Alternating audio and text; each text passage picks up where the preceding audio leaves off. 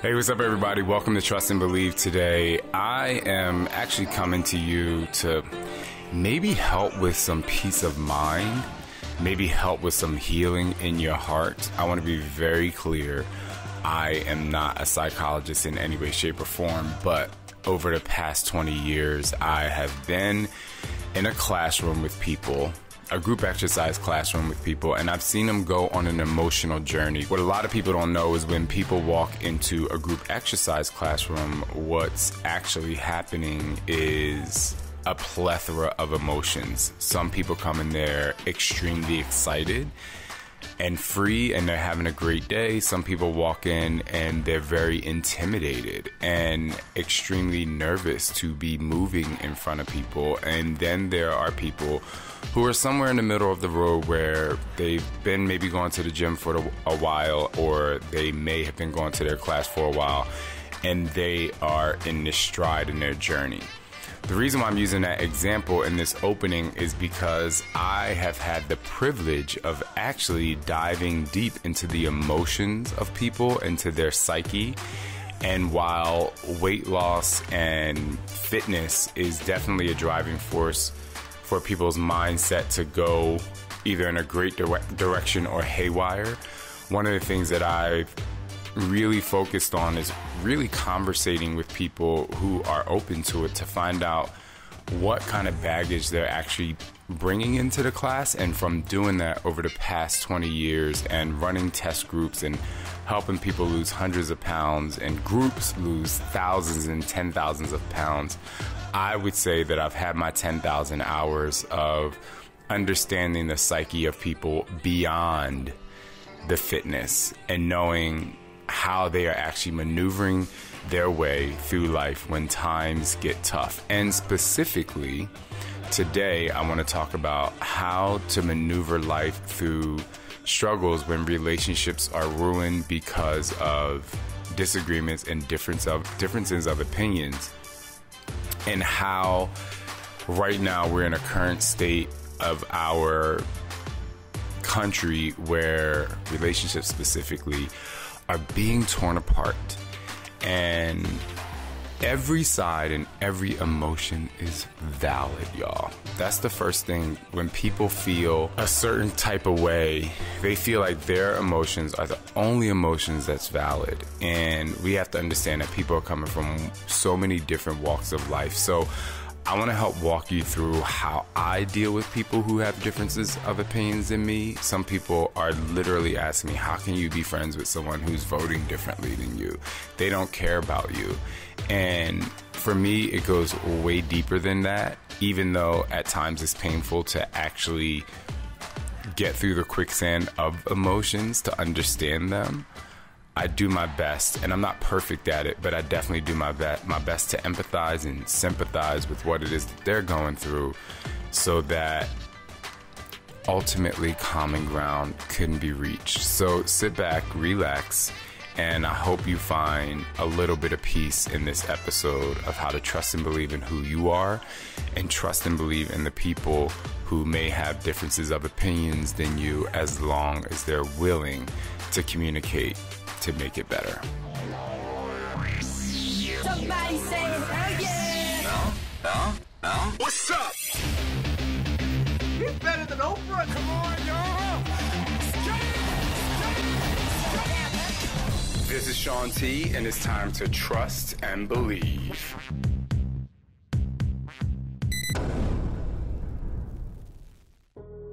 All right, everyone, I'm back here, Trust and Believe. If I didn't introduce myself, I'm your host, Shaun T, and I'm so excited to be here with you. A lot of you may know me from my insanity workouts at Hip Hop Abs or one of my crazy fitness programs, but today I welcome you to the Trust and Believe podcast because I want you to know what happens behind the fitness. And today, again, we're talking about trying your best to not let divisiveness and political views ruin relationships that you've had for such a long time. And I'll be the very first one, and I talked about this before, it's extremely tough. It's extremely tough when you see someone supporting someone or something that you just don't agree with, you take immediate offense to it. And it's not a fun feeling. It's not a fun feeling to receive. It's not a fun feeling to expel the energy that you have and emotions that you have from the way that you felt from that person. But I want you to think about something, and this is very important. I was having a conversation with some friends yesterday, and we were talking about how gay, transgender people have family members and parents who, you know, they're like, I love you. They communicate with them. They've accepted the fact that they're gay, and they have been supporters of you for a long time since you came out. Or maybe they weren't supportive of you right away, but by understanding the lifestyle of being gay, they've developed an understanding of your life. And now we're in the midst of this election, and they're voting for someone that is completely opposite of your views and your values and things that will make you feel comfortable and better and feel like you have a quality in life. The first thing that we do is we get really mad. I can't believe they would vote for this person. It's this entire emotional roller coaster that you go on, and you get angry and you get hot. And I mean, that's just what happens. And as a gay man, I totally get it and I totally understand. One of the things that I would like for you to do, regardless of what your views is, it could be Black Lives Matter, it can be systemic racism, whatever it is. One of the things that I challenge people to do, and this is so hard, it's hard for me to do, and I know it's hard for other people to do, but the first thing that I do is I say, what is the foundation of that person's life? Where did they grow up? What messages were delivered to them as children? And how well traveled are they? Did they go to a 4-year university? Have they been outside of the United States? Is their friend group people who only think like them? And I'm gonna break that down for you just a little bit. When you think of a person, especially like me, I grew up in a town. I was like, I immediately want to get out of this town because I don't feel like I can be myself. I feel like I have to hide a lot of who I am. Fortunately, my family really accepted me for who I am and who I was, or who I was and who I am. And my mom is like just my biggest supporter. But not everybody in town really would like the fact that I'm gay, or the fact that I wanted to be a dancer, or the fact that I wanted to be a cheerleader. And so I immediately went to college. And once I went to college, I immediately saw that I wasn't the only gay person in the world. I didn't feel so alone. I saw different ethnicities. I saw other white people that were on government assistance. I grew up we used food stamps and government assistance, and my mom was working really hard, and I thought it was only black people, but then I saw there was black people. It was actually white people too, and it was Latinos and Asians. And then I actually got to college and I said, oh wow, like there are black professors in college. While I had black teachers in school, we just kind of were like stuck in this space of like being black, you had to like struggle to get to where you are. And so anytime you saw a black person of power, you were really excited about it. I went to this school and it started to open my mind up to say, wow, like there are so many other people. And even though I'm with my own struggle, I'm still not the only one in this situation. And people have things that are different than me, that prior to going to college, like I probably wouldn't accept it, or I probably thought was weird. And I just immediately started to open my mind up to like, wow, these people are cool. Like some people look at people that are in theater and they're like, oh my gosh, like the theater, it used to be like the theater kids, but you get to school and then you start to realize like, I just went to this play and oh my gosh, this person's an amazing actor, and oh my gosh, this person can sing. And for me, I finally felt comfortable to get a minor in theater dance in school. And the reason why I'm saying that is because for me, there was a dynamic switch that happened once I went to college, because I just opened up my mind, but more importantly, I opened up the opportunity and I opened up my environment. because you have people from all over the state. I went to a state school. Think about everything that I just said that was a wow factor to me. Now let's go to the other side of that. Let's say you're from a very small town in the middle of the country that has maybe 500 people there, and it's a blue-collar town, really hard workers, family values are really important. It's you work your shift, you come home, you cook dinner for your family. The neighborhood is really tough. Not mean tough, but, you know, they ride or die. And this is what they know. And they may have gone to Disneyland, and they may watch TV. They may see other types of people, but they never really engulf themselves in that experience. And if you're a person who's different or minority or gay, or you wanted to move out of that place and you wanted to expand your life to feel freedom, they might say, hey, I really accept you, you know, whatever. Like, it may have taken time, but they're still living in their environment that's very comfortable to them. It's what they know. In a smaller town, people know the postal workers. They know the person that works at the corner store. And I'm not saying this is a bad thing in any way, shape, or form, but they didn't move to LA and they weren't a part of the gay nightlife, or they didn't see singers and dancers and hang out with them, or they didn't see people that are different, right? I want to be very clear that I'm using the LGBT thing is because I am, and it's easier for me to speak to, in addition to the fact that I'm black, but I already gave an episode on that, so I want to kind of steer away from that just a little bit. My point is, I want to say when you contrast, because I think comparing is why we are divisive as much as we are, but when we look at the contrast, the difference, right, it's because we have one person, and this is the meat of this, you have one person, i.e. me. I know what my struggle felt like. I know the pain it took to hide the fact that I was gay for a long time. I know the pain it took for me to conjure up the energy to tell my mom and my family that I was gay, that I grew up in a Christian household. I was in church multiple times a week. I was in gospel choirs all over the place. I was on a sports team I played sports, and being gay back in the 90s on a sports team wasn't the thing.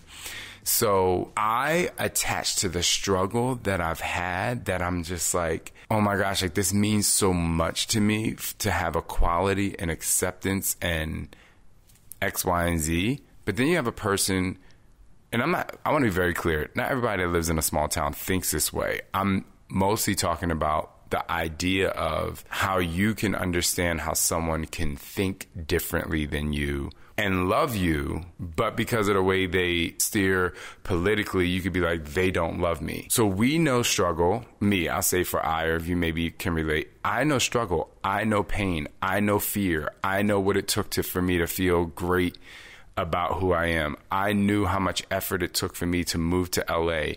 I knew the ins and outs of like finding myself and finding this world that was very different and not accepted, and not what people think when a person's born. They're straight in this, I'm a man and I have a penis and I'm going to marry a girl and I'm going to find her attractive, right? Like, that's the world that we're born into. And I'm giving you from a gay male perspective, or gay person's perspective. So my perspective is, I was born into a world and immediately taught that the way that I think is wrong. That's how I was born. I had to fight through that. I had to struggle through that. I had to find my way and find peace and find the light at the end of the tunnel. And then you have someone who isn't gay. They love the hometown feel. They love what family value is in their hometown. I don't want to stereotype this because I don't want to be taken out of context. But I lived in Istanbul, Turkey. I've been in Switzerland, in Germany, and I've traveled almost, I think, to every continent, different languages, engulfed myself in the culture. So for me, I've been to these places, I've experienced, I was like, wow, like my world is so small back at home. There's so many different people, so many different views, so many different religions. I'm not saying I'm perfect. I'm giving you my perspective on life. I went to all these places to be like, wow, like there's no way that I can really necessarily judge people 100% for their views because of the way they were born. So if someone in your family has voted different than you and you feel like a slap in your face on either side, right? Someone like me, I have to not only look at my struggle, but I have to look at what's comfortable for them and what they know. Maybe someone who works in their town, 9 to 5, town is really close, come home, you have your block parties, and this is what you know. And then you have somebody like me walk into the town. Let's say the town is all white. Somebody like me walk into the town, I got my cornrows in my hair. There are many different levels of gay. I have some, you can't see right now, but I do have some colorful stuff on.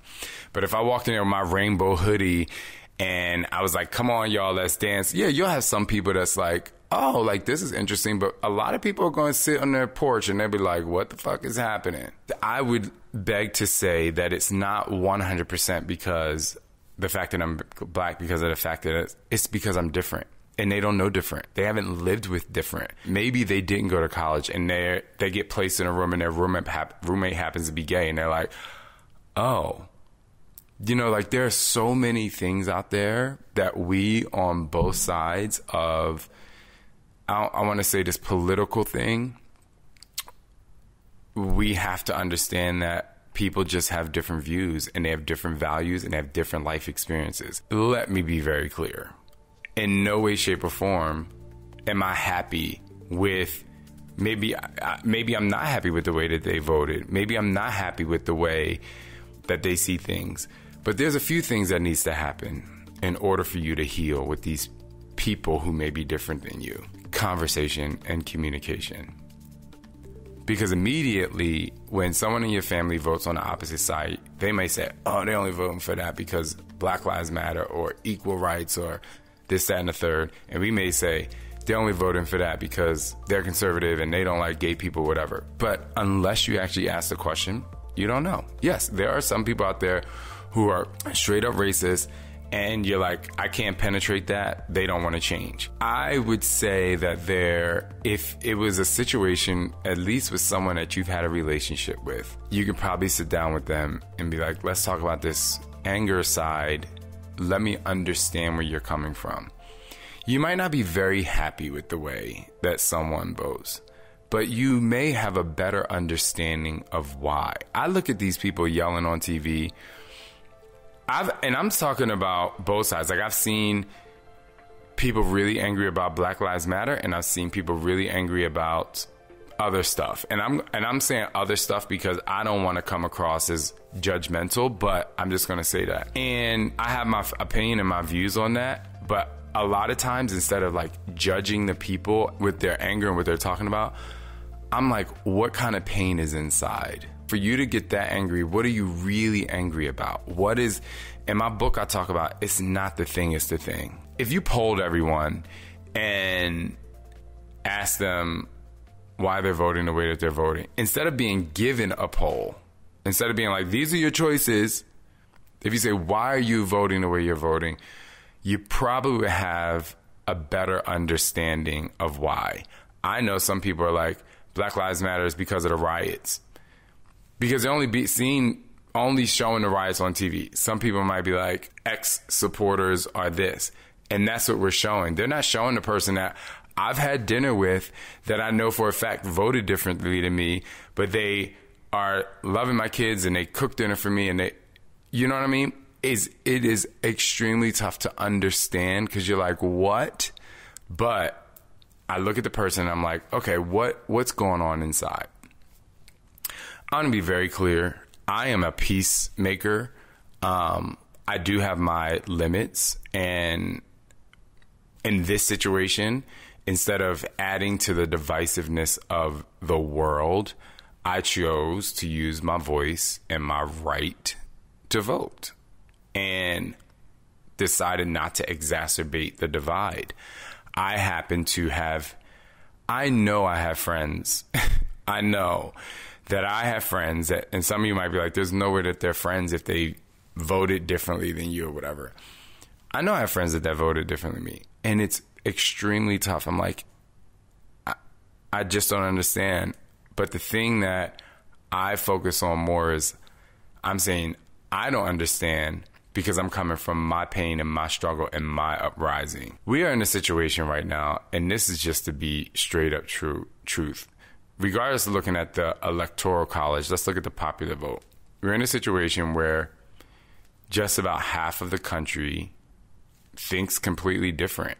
And maybe it's not completely different. Maybe it's the economy. Maybe it's the coronavirus. Maybe it's they just want peace. Maybe they're angry. Who knows? Maybe they just like to win. But you are in control of your relationships. You're in control of setting up a conversation to be able to communicate with people so that you can finally understand the why. If you walk away from the conversation and you say, if their why is because I don't agree with your lifestyle, then you're like, cool, like you don't have to be a part of my life. But if their why is something that you can really dissect and understand and see where they come from, I think it's less about compromise and more about understanding. Because most of the texts that I'm getting from people is, I just don't understand. And that's probably what I'm saying. I'm like, I just don't understand. I don't have time to understand everyone that thinks differently to me, but for the people who I have relationships with, and I know a lot of you have relationships with, and you want to continue to have a relationship with that person, I think it's time that you sat down and be like, let's talk about the why. And let's just understand, because we are only in control of us, and we are only in control of the steps we take to heal ourselves and help heal the relationships and family dynamics that could have possibly been ruined if it has been ruined for you. I know for a fact that I could have got on this mic today and I could have been pissed, and I could do a full 30-minute episode on how mad I am and talking about people that think differently than me. That's easy. It's harder to get on here and talk about this because I know before when I posted, some people don't want peace. They just don't. They want to fight. Or people, it doesn't matter. They're just like, no, like I don't agree with you. Like I'm mad and I want to fight. Okay, well let's fight. Let's, give each other black eyes. Let's give blood. Make each other bleed. Okay, now we gotta like go to the hospital and like all this time to heal when we can heal with. We can try to heal with conversations. I'm not trying to take away your anger, your emotions. This is really for people out there who really want to have and save and salvage relationships that mean a lot to you. And the last thing I'm going to say, and this is very unpopular, but it's just how I feel, and I have to be very honest. I refuse, when I get to that point where I feel like I'm judging a friend or I'm going to lose a relationship because of this election. Number one, I do what I said. I'm going to be like, I have to talk to this person. And the other thing is, and I want you to think about this before you judge me. Please think about this before you judge me. There are a lot of people that looked at your ballot and you went down and you actually studied and you looked up people who you were going to vote for, and you're like, okay, I like this person policy, I don't. I mean, I got to the judges on the ballot and I'm like, geez, now I gotta, and I've researched almost every person that I circled, right? There are a lot of people out there that are being divided over two people. You're looking at the two people and what they believe instead of looking in your heart and saying, what do I believe? Right? And you're dividing a friendship or relationship from these two people who don't even know you.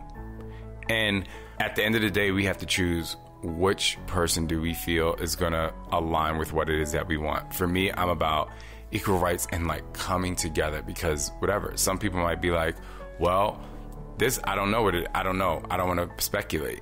But at the end of the day, I refuse to let these two people who don't know me, unless they've done insanity, to completely ruin relationships without talking to a friend or a person or a family member. I just refuse to do it. And I know it's not popular. I know it's not the popular thing to do. But I can't let two people I don't know ruin really great relationships that I've had. I'd rather work together over the next 4 years and figure out, okay, like, let's chat about this. It's not popular, I know, but it's me. I can't stand it. I hate waking up to this life. And as a person I've never talked about this on here, but a person who's more of a feeler and an empath, it's a lot. But I get this podcast and I get your ears, and I'm able to deliver my feelings to you so I don't have to hold on to it to myself all day. Thank you all so much for listening. I know it's a tough time in our world right now, but you have the power to make a change. And you definitely have the power to continue to trust and believe in who you are. And thank you.